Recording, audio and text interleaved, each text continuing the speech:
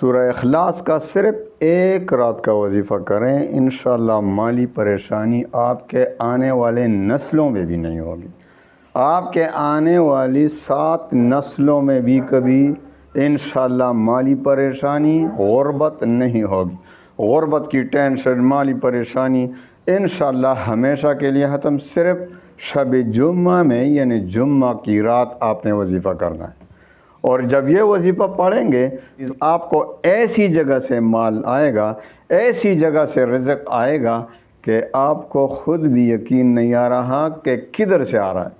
آپ کو خود بھی حیرانگی ہوگی، لوگ بھی حیران پریشان کہاں سے آ رہا ہے، کیونکہ لوگ تو حسد کی وجہ سے کہیں گے نا، اللہ تعالیٰ حاسدین کے حسد سے بچائے۔ آج کل حسد بہت زیادہ ہے۔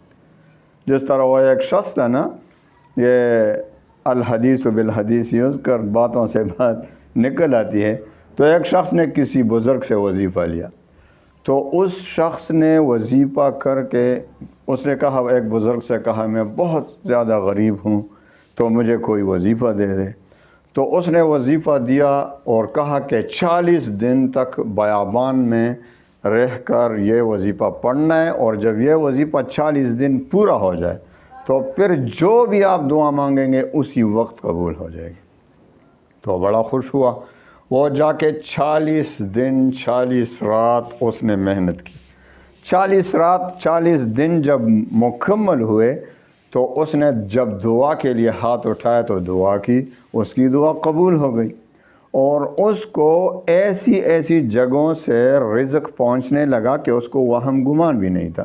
تو یہ جو ہمسایہ تھے نا، ایک ہمسایہ تھا، اس نے کہا یار کہاں سے آ رہا ہے اس کے پاس یہ رزق، یہ مال و دولت، یہ تو بہت غریب تھا، ہمارا محتاج تھا، آج تو ہم سے بڑھ کر جا رہا ہے، آگے جا رہا ہے، مالدار ہوتا جا رہا ہے، یہ کیا ہوا؟ تو حاسدین سے اللہ ہمیں اپنی حفاظت میں رکھے۔ تو آ کے اس سے ملا، بھئی یہ کہاں سے آپ کو مال پہنچا، یہ کیا کیا آپ نے؟ تو اس نے کہا یار ایک بزرگ نے، وہ تو سچا تھا، اس نے کہا ایک بزرگ نے مجھے وظیفہ دیا تھا۔ ہم تو وظائف میں بھی بخل کرتے ہیں، اکثر لوگ ان کو اچھے وظیفے یاد ہوتے ہیں، وہ کسی کو بخل کی وجہ سے نہیں دیتے۔ تو اس نے کہا مجھے ایک بزرگ نے وظیفہ دیا تھا اور 40 دن تک وہ میں نے کیا، 40ویں دن جب وہ پورا ہوا تو میں نے دعا کی، قبول ہوئی۔ تو اس نے کہا یار مجھے بھی وظیفہ دے دو۔ اس نے کہا ٹھیک ہے آپ بھی لے لو، وہ تو سچے تھے۔ اس نے وظیفہ دے دیا، 40 رات 40 دن اس نے محنت کی ادھر جا کے بیابان میں، اور پھر جب 40 دن مکمل ہوئے تو اس نے دعا کے لیے ہاتھ اٹھایا اور کہا یا اللہ مجھے بھی نہ دے، لیکن وہ جو ہمارا ہمسایہ ہے نا اس سے واپس لے لے۔ انا للہ و انا الیہ راجعون۔ یہ ہمارے حسد کی مثال ہے، یہ حقیقی واقعہ ہے۔ تو میرے پیارے بھائیوں بہنوں، حسد سے خود بھی بچیں اور دعا مانگے اللہ تعالی ہمیں حاسدین کے حسد سے بھی محفوظ رکھے، کہ وہ بھی پتہ نہیں کیا کیا سوچتے ہیں ہم نعمت واپس لینے کے لیے کہ اللہ تعالی ان سے واپس لے لے۔ لیکن آپ نے ایسا کرنا ہے، ایک وظیفہ دیتا ہوں، صرف ایک رات آپ نے ہفتے میں ایک بار، ہفتے میں صرف شب جمعہ میں یعنی جمعہ کی رات، جمعرات کے دن جب گزر جائے، رات آتی ہے نا جمعہ کی، تو اسی رات آپ نے عشاء کی نماز کے بعد کرنا ہے، یعنی صبح کی اذان سے پہلے پہلے تک آپ نے جس طریقے سے پڑھنا ہے۔ تو آپ نے ایسا کرنا ہے، شب جمعہ اجازت عام ہے، کوئی بھی اجازت نہ مانگے۔ دیکھو آپ کو پتہ ہے میرے وظائف کی اجازت عام ہوتی ہے، ہاں 4 شرائط یاد رکھیں ہمیشہ کے لیے، ہمیشہ ہر وظیفہ کے لیے۔ پہلے آپ میں 4 شرائط ہونے چاہیے۔ نماز کی پابندی، 5 وقت کی نماز جو نہیں پڑھے گا اس کا وظیفہ بھی کام نہیں کرے گا۔ تو 5 وقت کی نماز کے شرط کے ساتھ، اور دوسرے نمبر پر رزق حلال کی شرط، کیونکہ جس پیٹ میں حرام پڑا ہو اللہ نہ کرے تو اس کی دعا رد ہو جاتی ہے، اس کی دعائیں قبول نہیں ہوتی۔ تو جو لوگ اکثر یہی شکایت کرتے ہیں ہماری دعائیں قبول نہیں ہوتی، تو آپ نے سوچا ہے آپ کا مال حلال ہے، آپ کے پیٹ میں حرام تو نہیں پڑ رہا خدا نخواستہ؟ تو حرام سے بچ کر رہنا، حلال کی طلب کرنا، رزق حلال کی طلب، تیسرا شرط اللہ تعالیٰ پر اعتماد اور یقین کامل ہو. ایسا نہ ہو کہ آپ وظیفہ بھی پڑھ رہے ہیں شک بھی ہو رہا ہے، پتہ نہیں قبول بھی ہوگا کہ نہیں، تو یہ آپ کی دعا کی رد ہونے کے لیے کافی ہے کہ آپ پہلے سے یہی شک ہے آپ کو. کیونکہ حدیث قدسی میں آتا ہے کہ اللہ تعالیٰ فرماتے ہیں کہ میں اپنے بندے کے ساتھ اب اس کے ظن، اس کے گمان کے مطابق ہی معاملہ فرماتا ہوں.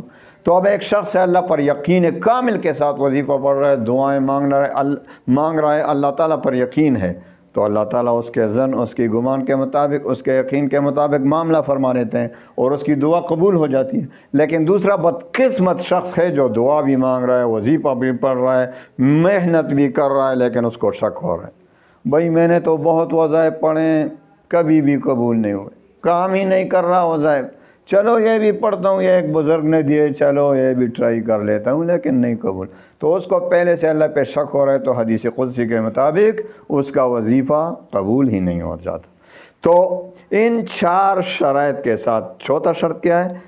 وظیفے کا تلفظ ٹھیک ہو. اب جو میں آپ کو وظیفہ دے رہا ہوں سورہ اخلاص کا، تو آپ نے اس کو سورہ اخلاص آپ صحیح طریقے سے پڑھ سکتے ہیں یا نہیں؟ پہلے تجوید ٹھیک کر لیں، تلفظ اس کا ٹھیک کر لیں، اس کے بعد وظیفہ پڑھیں، انشاءاللہ العزیز تیر بہد اب آپ کا وظیفہ کام کرے گا. تو آئیے، تو یہ میرے پیارے بھائیوں بہنوں، یہ جو میں نے پہلے باتیں کی نا، بہت سے لوگ کہتے ہیں وظیفہ 6 منٹ بعد شروع ہوا، 5 منٹ بعد شروع ہوا، 7 منٹ بعد شروع ہوا. تو میرے پیارے بھائیوں بہنوں ذرا سوچیں، ان باتوں پر آپ عمل نہیں کریں گے تو وظیفے کا کیا مطلب؟ وظیفہ کام ہی نہیں کرے گا. تو یہ وظیفے کے لیے ہی یہ باتیں ہیں کہ آپ اس پر عمل کریں گے تو آپ کا وظیفہ کام کرے گا. کیونکہ آپ ویسے محنت بھی کریں اور وظیفہ قبول بھی نہ ہو، کام بھی نہ کرے، تو محنت ضائع ہو جاتی ہے.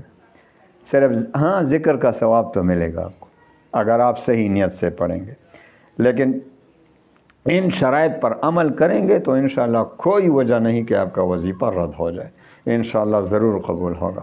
تو آئیے وظیفے کی طرف آتے ہیں. آپ نے جمعرات کے دن، یعنی جب رات آ جائے جمعہ کی شب جمعہ میں، جمعہ اور جمعرات کے درمیان جو شب ہوتی ہے، اس میں آپ نے عشاء کی نماز سے لے کے صبح فجر کی نماز سے پہلے تک جب بھی آپ کو موقع ملے، آپ نے تہجد بھی پڑھیں تو بہتر ہے. تہجد کی نماز ویسے ہی بہت ضروری ہے، کیونکہ قبر، جو بھی چاہتا ہے کہ قبر میں روشنی ہو تو اس کے لیے چاہیے کہ رات کو اٹھ کے نماز پڑھا کریں، اندھیرے والی نماز، تہجد.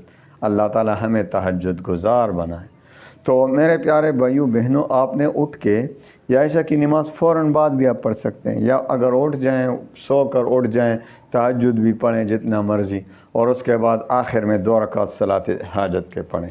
اور صلاۃ حاجت کے بعد آپ نے 11 بار درود شریف اور 1111 بار سورہ اخلاص، 1111 بار سورہ اخلاص، قل هو اللہ احد، پوری صورت جو بہت چھوٹی صورت ہے، آپ سب کو آتا ہے. تو 1111 بار پڑھ کر پھر آخر میں 11 بار درود شریف، اور پھر خوب دل سے رو کر دعا مانگے کہ اللہ تعالیٰ اپنی خزانوں سے مجھے عطا فرما. تو انشاءاللہ العزیز پہلے ہی وظیفے سے آپ کا کام بن جائے گا. ورنہ کئی جمعرات تک، کئی شب جمعہ تک یہ عمل کرتے رہیں، انشاءاللہ بہت جلد آپ کی زندگی کا کایا پلٹ جائے گا، آپ کی زندگی بن جائے گی.